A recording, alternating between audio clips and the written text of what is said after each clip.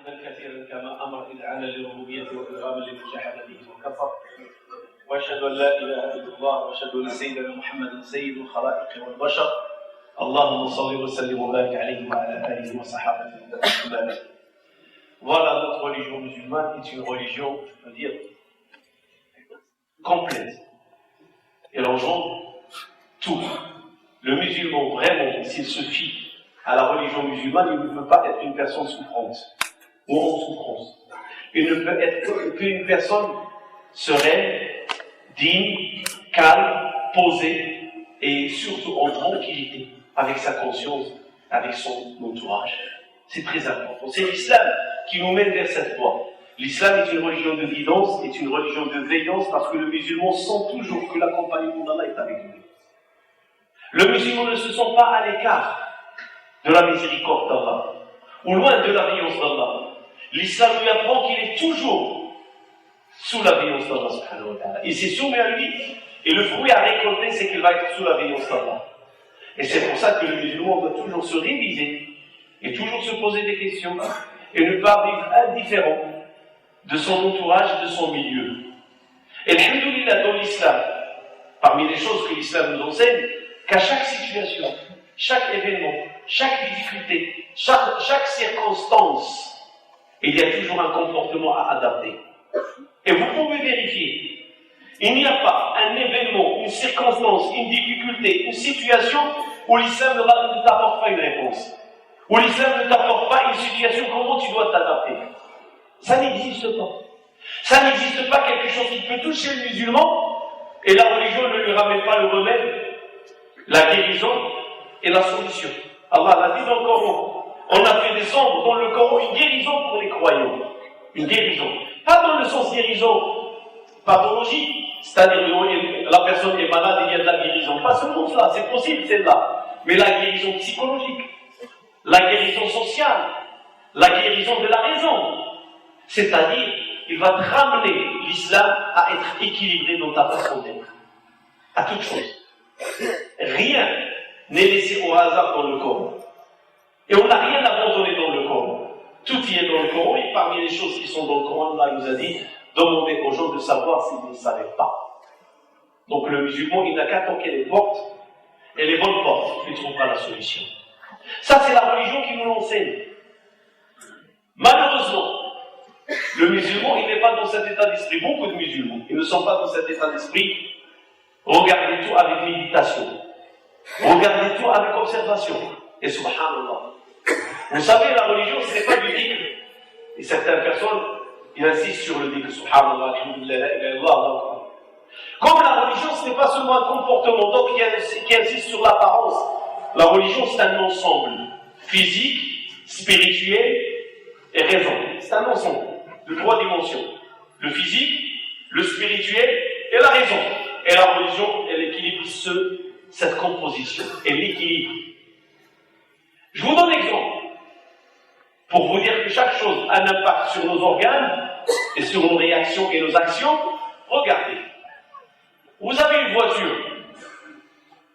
Il y a un problème, vous le sentez, vous conduisez la voiture, vous sentez que la voiture ne fonctionne pas bien, que la voiture ne tire pas. Tu accélères pour arriver à un certain kilométrage par heure, tu vois la voiture, elle est lente, elle ne répond pas comme d'habitude. On fait quoi? On s'arrête et on vérifie le moteur. Pourquoi? Parce que le moteur, il a un impact sur le roulement et le rendement de la voiture. Ça, c'est dans la vie. Tu regardes la télé, l'image n'est pas nette. Tu commences à prendre l'appareil, contraste, et ainsi de suite. Tu commences à savoir d'où vient l'anomalie. Et s'il n'y a pas une pièce à rechanger ou quelque chose. Ça, c'est dans chaque chose qui nous entoure, il y a un univers. Croyez-moi, dans chaque chose qui nous entoure, il y a un univers. L'être humain, c'est un univers. Son milieu, c'est un univers. La terre, c'est un univers. L'arbre, c'est un univers. L'insecte, c'est un univers. L'oiseau dans le ciel, c'est un univers. Le ciel, c'est un univers. Tout ce qui nous entoure. C'est un ensemble d'univers. Et c'est pour ça que Allah subhanahu wa ta'ala dit donc Rabb al-Alamin, le Seigneur des univers. Toi, tu es un univers. La science aujourd'hui le confirme. On n'arrive pas à dévoiler tous les secrets de l'être humain. On n'arrive pas à guérir toutes les maladies, les anomalies de l'être humain. Parce que c'est un univers. Plein de choses restent un secret aujourd'hui. Dans l'ordre reste un secret. Et Allah nous dit donc, on va faire un petit coup. Et donc vous-même, ne vous regardez pas. C'est un univers. Alors, ta voiture, c'est un univers. Autrefois, la monture, c'était le cheval, l'âne, la mule, le chameau. Les montures naturelles, la création d'Allah, direct. Aujourd'hui, il y a la création d'Allah via l'esprit humain. L'avion, le bateau, le train, la bicyclette, le moto. Tout ça, c'est des montures aujourd'hui, moyens de locomotion. Alors, quand il arrive un problème, on vérifie. Parce que on voit qu'à travers le rendement n'y est pas. Pourquoi? Donc il y a un problème dans le moteur. Est-ce que tu t'es posé une question, mon frère, ma soeur? Quand ton rendement religieusement diminue, parce que beaucoup de frères posent la question, qu'est-ce qui arrive? J'ai plus de foi. Mon rendement, il est en train de chuter. J'arrive plus à faire les choses comme avant. Je suis paresseux. Ta voiture, tu la ramènes chez le mécanicien. Ou parfois tu bricoles toi-même, la télé. N'importe quoi, tu essaies de trouver la solution. Tu es en train de faire une révision. Tu vas voir les responsables, les gens de savoir du métier. Et subhanallah. Tu as un problème d'internet, tu appelles l'opérateur. Ça ne fonctionne pas. Tu essaies de trouver le remède. Tu cherches de savoir où vient le problème, d'où vient le problème. Un technicien t'accompagne. Et tu te plies. Et tu te soumets au technicien. Et les autres, quand ils ne te voient pas, ils te disent, vas-y, fais ça, tape ça, fais ceci, débranche ça. Et tu exécutes à la lettre ce qu'il te dit, parce que tu aimerais bien récupérer la connexion. Tu aimerais bien récupérer ta voiture. Et comment ça se fait? Quand notre foi baisse, on ne pose pas la question. D'où vient le problème? Qu'est-ce qu'il a mon cœur? Qu'est-ce qu'il a ma raison? Pourquoi aujourd'hui je suis méchant? Pourquoi je suis vulgaire? Pourquoi je n'arrive pas à pratiquer ma religion comme il faut? La voiture te tracasse, tu fais tout, tu dépenses l'argent. La connexion, la même chose. Tu te prends le temps, tu te donnes le temps à appeler les spécialistes, l'opérateur. Est-ce que tu fais la même chose pour ton cœur? Sache que la faiblesse de ta foi n'est qu'une conséquence de la faiblesse du cœur. Il faut réviser. Parce que les organes ne sont que des traducteurs. Les organes ne sont que des traducteurs de la réalité interne. Tu as un bon cœur, il fonctionne bien, crois-moi, les organes vont bien fonctionner. La langue va citer. Maintenant, tu fais du dhikr, tu fais plein de choses, mais tu vois que ton comportement n'est pas à la hauteur de ce que dit sa fils de toi. Cela veut dire quoi? C'est pas parce que tu récites le Coran que c'est automatique. Non. Vous savez, il y avait un sahabi, le prophète sallallahu alayhi wa sallam, il a parlé d'un dérapage dans la communauté. Comme ceux qui ont précédé, que la communauté va déraper, que la communauté va dévier. Alors ce sahabi lui a dit, les gens du livre, juifs et chrétiens, il lui a dit oui. Et qui d'autre? Il a dit, malgré qu'on aura le Coran avec nous, le sahabi pose la question éminente. Le Coran, il sera avec nous. On va l'enseigner à nos enfants. On va le lire. On va le traduire. On va. Il dit, malheureusement, j'ai cru que tu fais partie des gens les plus raisonnables de Médine. Mais eux, là, les gens du livre, n'ont pas la Torah, n'ont pas l'évangile avec eux. Il a dit oui, il a dit, ça sera la même chose. Vous aurez le Coran avec vous. Mais il ne servira pas à grand chose. Voilà. Parce que l'impact sur le cœur, l'impact sur notre réalité, c'est une parole, et je ne veux pas faire un discours sur le Coran, ça c'est autre chose. C'est qu'on a les ingrédients de la réussite, et parmi ces ingrédients de la réussite, le Coran et la sunna du prophète, sallallahu alayhi wa sallam. Mais ce sont des ingrédients qu'on va mettre de côté, et qu'on ne va pas regarder avec la bonne œil, et la raison futée. Non. On va essayer d'être superficiel. On va essayer de... Carrément, il y en a qui refusent de faire un regard sur leur cœur, sur leur spiritualité. Il y en a qui refusent de reconnaître leur malaise. Vous savez, les salafs, Un d'eux montait sur sa monture trébuche, il s'arrête, il refait ses ablutions, il fait 2 4. On lui a dit, pourquoi tu fais ça? Il leur a dit, c'est simple, cette monture, l'habitude, elle est obéissante, docile. Et mais là, elle désobéit. C'est qu'il y a quelque chose. Mais quelque chose de quoi? Sûrement contre moi et Allah, j'ai fait quelque chose qu'il ne faut pas faire. Sa monture, elle lui appartient. Celui qui la guide. C'est lui. Et si aujourd'hui le trébuche, il n'a pas l'habitude de trébucher, c'est qu'il y a quelque chose qui ne va pas. Alors je dois me réviser. Et me ressaisir. Qu'est-ce qui ne va pas? Ça, c'est les croyants, ça. Ça, c'est un vrai croyant. C'est celui, il n'accuse pas Allah. Qu'est-ce qui se passe là? Pourquoi aujourd'hui la voiture ne démarre pas? Vous n'êtes pas content? Il y en a marre carrément, il va parler à la voiture. Comme si il a eu raison. D'autres, ils vont regarder l'épouse, les enfants, ou la société, mais qu'est-ce qui marche? Je réponds, je fais ceci, cela. Non, il ne faut pas regarder les choses comme cela. Il ne faut pas regarder les choses. J'ai fait, j'ai donné. Qu'est-ce que vous me reprochez? Dis-toi. À toi-même. Qu'est-ce qui ne va pas avec moi? Quand un père ou une mère se plaint, pourquoi mon enfant ne m'obéit pas? Pourquoi ma fille ne m'écoute pas? Pourquoi mon fils est désobéissant? Pourquoi il arrive tel malheur? Dis-toi, ne cherche pas le pourquoi ailleurs. Cherche-la en toi, tu la trouveras. Tu la trouveras. C'est ce qu'Allah il a dit. Qul huwa min indi anfusikum. Dis, cela vient de vous-même. On ne n'a que ce qu'on mérite. On ne n'a que ce qu'on mérite. Tout vient de nous. Ça, c'est une lecture parmi les lectures. Et c'est la première des lectures. N'accuse pas le destin. N'accuse pas le décret. N'accuse pas l'entourage. Accuse toi-même d'abord. Avant d'accuser les autres. Et c'est une règle qui doit s'appliquer chez les hommes et chez les femmes. Tous ensemble. Ça ne sert à rien de s'accuser les uns les autres. Accusons notre comportement. Quand quelqu'un est venu se plaindre auprès de Hassan al-Basri, il m'a dit comment ça se fait que les gouverneurs, ils sont ceci, ils sont cela, ils sont. Il m'a dit comme vous serez, ou plutôt comme vous êtes, Dieu vous donnera. C'est-à-dire les gouverneurs ne sont qu'à votre image. Vous êtes des gens pieux, Dieu vous donnera des gouverneurs pieux. Et je dirais la même chose. On est des gens dans la piété, on est des gens dans la crainte. Allah subhanahu wa ta'ala, il est juste. Crois-tu musulman que si tu es dans la piété, dans la crainte d'Allah, Allah va t'envoyer des malheurs? Il t'envoie des épreuves, c'est une autre chose. Et pourquoi il t'envoie des épreuves? C'est pour que tu escalades les échelons. Allah t'aime, il veut que tu t'approches plus.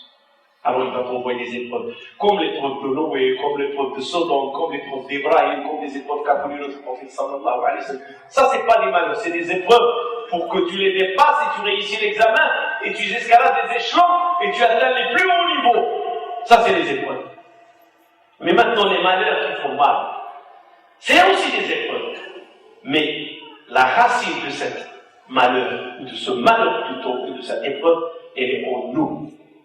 Est-ce qu'on a révisé notre comportement? Est-ce qu'on s'est regardé dans le miroir? Est-ce qu'on s'est dit pourquoi il m'arrive telle chose, telle chose, telle chose? Est-ce qu'on se pose la question? Parce que les gens, ils ont tendance à dire pourquoi on m'a fait. Ne dis pas pourquoi on m'a fait. Dis pourquoi. Qu'est-ce que j'ai fait? Où j'ai trébuché? Et tu verras. Autre chose, il faut apprendre à positiver. Positiver, c'est quoi? Dans tout mal, il y a un bien. Allah subhanahu wa ta'ala est une miséricorde. Si maintenant la communauté musulmane est éprouvée, c'est parce qu'Allah veut le bien pour cette communauté. Et à travers l'épreuve, Allah veut qu'on lève la tête, qu'on se révise et qu'on se rachète. On se rachète et on récupère. On rentre dans la paix d'Allah. On fait la réconciliation avec Allah. On fait la réconciliation avec notre entourage. On fait la réconciliation entre nous pour qu'on puisse avancer vers Dieu subhanahu wa ta'ala avec certitude et sur la bonne voie. C'est ça la réalité. Et les gens, c'est des natures. Les gens, c'est des natures. Et vous pouvez savoir la nature des gens. Les gens, quand tu leur fais une exhortation, elle a un impact sur le cœur. Parce que ce sont des cœurs ouverts. Des cœurs récepteurs. Ils arrivent à recevoir. Et il y en a des cœurs qui sont scellés. T'as beau faire une exhortation, t'as beau réciter le Coran, t'as beau, ça ne marchera pas. Il est couvert, il y a un voile. Et ce voile, il est épais. Ça prend beaucoup de temps pour le percer. Tu ne peux pas le faire. Avoir la percée facilement. Omar ibn Khattab, il a écouté 5 versets de Taha. Omar ibn Khattab, dans son islam, avant son islam, il était l'homme qui torturait les croyants, trouvait un plaisir à les torturer. Comme il racontait lui-même. Ça lui faisait un plaisir parce qu'il croyait qu'il était dans la droiture et dans la légitimité de défendre l'idolâtrie. Mais quand il a écouté 5 versets de son Taha, ça a fait un tremblement, un séisme dans son cœur. Une révolution totale de 180 degrés, de la mécréance à la croyance, de la dureté envers les croyants à la gentillesse et la douceur envers les croyants. Pourquoi? Parce que le cœur, il n'y avait pas de voile. Il était en erreur, mais le cœur n'était pas voilé. Le cœur était ouvert, le cœur était récepteur. Le cœur, c'est comme un terrain, une terre à cultiver. Le cœur de Omar, il était fertile. Quelques versets, ils ont fait le changement. Et c'est ça le cœur du croyant. Il est tendre, il est doux, il est simple, il est ouvert, il est récepteur. Un musulman croyant n'a pas le cœur dur. Si vous trouvez un musulman qui a le cœur dur, insensible, posez-vous des questions sur lui. Est-ce que vraiment il a compris l'islam? Le cœur dur, c'est dans un autre cas. Entre musulmans, il n'y a pas de cœur dur. Il y a des positions, il y a une vérité, il y a une réalité, il y a l'amour. Le prophète sallallahu alayhi wa sallam a dit, les gens, c'est comme des minerais. Et chaque minerai a sa nature et ses caractéristiques. Il a dit, c'est comme l'argent et comme l'or. C'est ça les gens. Il y en a des cœurs de haut niveau, des cœurs de bas niveau, des cœurs au milieu. Alors fais en sorte, mon frère, et rappelle-toi de cet exemple. Quand ta voiture tombe en panne, tu cherches d'où vient la panne. Tu cherches à la réparer. Quand ta foi elle tombe en panne, cherche d'où elle vient la panne. Et cherche dans ton cœur. Ne cherche pas à l'extérieur. Ne cherche pas à accuser. Ne cherche pas à dire c'est les autres. Regarde-toi. Et crois-moi, tu trouveras le remède. إن الله وملائكته يصلون على النبي يا أيها الذين آمنوا صلوا عليه وسلموا تسليما اللهم صل على سيدنا محمد وعلى آل سيدنا محمد كما صليت على سيدنا إبراهيم وعلى آل سيدنا إبراهيم وبارك على سيدنا محمد وعلى آل سيدنا محمد كما باركت على سيدنا إبراهيم وعلى آل سيدنا إبراهيم في العالمين إنك حميد مجيد. اللهم اجعل جمعنا هذا جمعا مرحوما واجعل تفرقنا من بعده سالما من الشر معصوما ولا تجعل بيننا ولا منا شقيا ولا محروما. اللهم اغفر لنا فيه ذنوبنا وكفر عنا سيئاتنا واقض حوائجنا واستر عيوبنا ويسر امورنا وان توفيتنا توفنا مع الابرار. اللهم انا نسالك من الخير كله عاجله واجله ونعوذ بك من الشر كله عاجله واجله. اللهم اجعل الحياه زياده لنا في كل خير واجعل الموت راحه لنا من كل شر واجعل خير اعمالنا خواتمها وخير ايامنا يوم نلقاك يا ارحم الراحمين يا رب العالمين. اللهم اصلح لنا ديننا الذي هو عصمه امرنا واصلح لنا دنيانا التي فيها معاشنا واصلح لنا اخرتنا التي اليها معادنا. اللهم انا نسالك من الخير كله عاجله واجله ونعوذ بك من الشر كله عاجله واجله.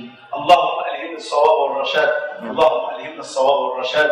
اللهم الهمنا الصواب والرشاد. اللهم هيئ لهذه الامه امر رشد يعز فيه اهل طاعتك ويذل فيه اهل معصيتك. اللهم هيئ لهذه الامه امر رشد يعز فيه اهل طاعتك ويذل فيه اهل معصيتك. اللهم هيئ لهذه الامه امر رشد يعز فيه اهل طاعتك ويذل فيه اهل معصيتك. اللهم من اراد الاسلام والمسلمين خيرا فوفقه واعينه ومن اراد الاسلام والمسلمين سوءا فاجعل دائره السوء عليه. اللهم انا نجعلك في نحورهم ونعوذ بك من شرورهم. اللهم يا كافي فينا بما شئت ومتى شئت وكيف ما شئت. اللهم يا كافي فينا بما شئت ومتى شئت وكيف ما شئت. اللهم يا كافي فينا بما شئت ومتى شئت وكيف ما شئت. اللهم متعنا باسماعنا وابصارنا وقوتنا ما احييتنا واجعله الوارث منا واجعل ثارنا على من ظلمنا وانصرنا على من عادانا ولا تجعل اللهم مصيبتنا في ديننا ولا تجعل الدنيا اكبر همنا ولا مبلغ علمنا ولا الى النار مصيرنا. اللهم انا نسالك الجنه وما يقرب اليها من قول وعمل ونعوذ بك من النار وما يقرب اليها من قول وعمل. اللهم يا رحمن ويا رحيم ارحم المسلمين والمسلمات المؤمنين والمؤمنات الاحياء منهم والاموات انك سميع مجيب الدعوات. اللهم ارحم الاباء والامهات الاخوان والاخوات الابناء والبنات انك يا ارحم الراحمين بالاجابه قدير. ونسالك اللهم ان تجعل قبورهم روضه من رياض الجنه اللهم متعهم برضوانك ومتعهم بعفوك ومتعهم بجودك وكرمك. اللهم اكرم نزلهم ووسع مدخلهم واغفر لنا ولهم. توفي شاب في هذا الاسبوع، نسال الله سبحانه وتعالى ان يجعله من اهل الجنه. اللهم اجعله من اهل الجنه واغفر له واكرم نزله وارزق اهله من بعده الصبر والسلوان. اللهم ارزق اهله من بعده الصبر والسلوان. اللهم ارزق اهله من بعده الصبر والسلوان. دعاء لمريضة فتاة في غيبوبة، نسأل الله سبحانه وتعالى أن يشافيها ويعافيها ويلطف بها. ودعاء كذلك لمريض بالشفاء. اللهم رب الناس من البأس اشفى أنت الشافي لا شفاء إلا شفاءك شفاء لا يغادر سقما. ودعاء بابنة لأمها ماتت، فنسأل الله أن يرحمها ويرحم أموات المسلمين أجمعين. اللهم ارحمها وارحم أموات المسلمين أجمعين. اللهم ارحمها وارحم أموات المسلمين أجمعين. ودعاء من أم لابنها عنده صراع مع زوجته، نسأل الله أن يجمع شمله عليها وأن يصلح بينهما ويلقي الفوت والمسلة بينهما. فقد قال الله سبحانه وتعالى من آياته خلق لكم من أنفسكم أزواجا لتسكنوا إليها وجعل بينكم مودة ورحمة. اللهم اجعل بينهما مودة ورحمة. اللهم القي بينهما المودة والرحمة. سبحان ربك رب العزة عما يصفون وسلام على المرسلين والحمد لله رب العالمين. معنا فتاة مسلمة إن شاء الله بعد الصلاة تعتنق الإسلام والناظر يسلك ذو الفغل شهادة.